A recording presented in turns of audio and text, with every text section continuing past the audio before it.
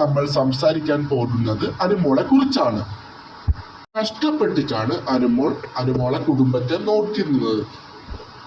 കഷ്ടപ്പെട്ടിട്ട് കുടുംബത്തെ നോക്കുന്ന അനുമോൾ എങ്ങനെയാണ് PR കൊടുക്കുന്നത്? നിങ്ങൾ പറയുക.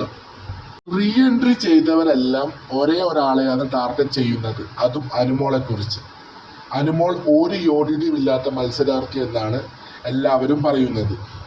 കാശ് കൊണ്ടും PR കൊണ്ടുമാണ് അനുമോൾ ബിഗ് ബോസിൽ നിൽക്കുന്നതെന്നാണ് റീ എൻട്രി മത്സരാർത്ഥികളുടെ അഭിപ്രായം. തോന്നുന്നുണ്ടോ? പക്ഷെ ജനങ്ങൾ അങ്ങനെ ഒരിക്കലും പറയില്ല. ഇതെല്ലാം പറയുന്നത് ആരൊക്കെയാണെന്ന് അറിയാമോ? അനുമോളുടെ ശത്രുക്കൾ.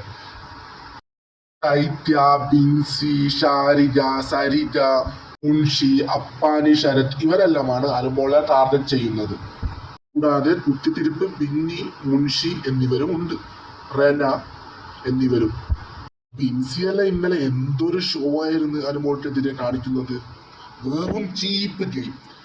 ബിൻസിയെല്ലാം ഒരു മര്യാദയും വൃത്തികെട്ട സ്ത്രീ ആണെന്ന് ഇതിലൂടെ മനസ്സിലാക്കാം. ചീപ്പ് ഗെയിമാണ് ബിൻസിയെല്ലാം കളിക്കുന്നത്.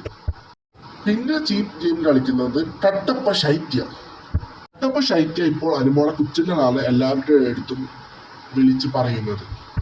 അടുത്തത് അനുമോളെ മോശം പറയുന്നത് മുൻ മത്സരാർത്ഥിയാണ്, നമ്മുടെ സിജോ. ഭയങ്കര മോശം റിവ്യൂ ആണ് അനുമോളെ കുറിച്ച് പറയുന്നത്. ഫുൾ നെഗറ്റീവാണ് അനുമോളെ കുറിച്ച് പറയുന്നത്. Full negative.